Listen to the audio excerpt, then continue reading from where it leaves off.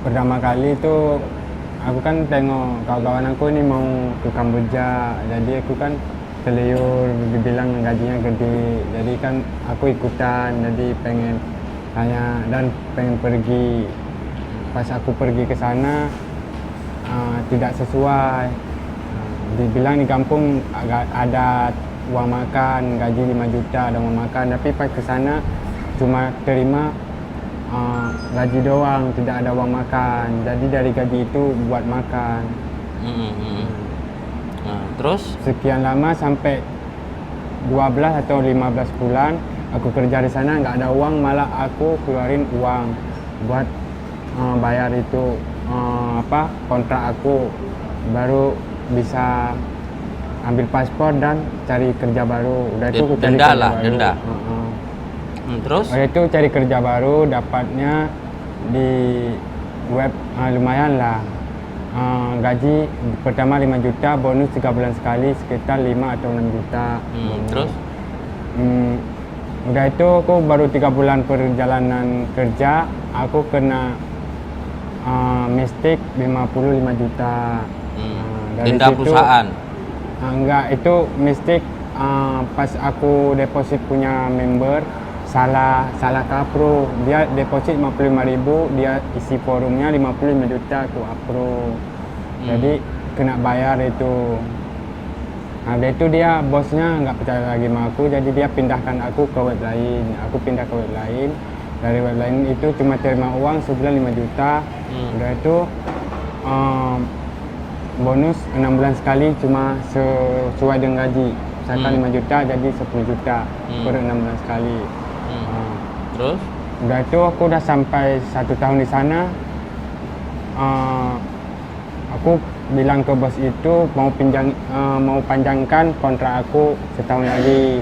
Tapi web itu udah mau tutup, jadi kan dia cuma suruh tembus aku bayar itu premi $220. Aku udah bayar itu, jadi aku cari kerja baru. Dapatnya kerja baru, gajinya di awal dibilang 5 juta, uang makan 8.000, free makan 1 kali, bonus 3 bulan sekali. Tapi pas aku datang ke sana, baru aku datang cuma terima berapa doang, sama gaji 4,5 juta, uang makan 6.000, sama bonus cuma terima di bulan pertama itu 3 bulan sekali, 1.500.000. Udah itu bonus di bulan kedua aku udah 5 bulan kerja di sana, diterima lagi sekitar 3 atau 2,5 juta lah.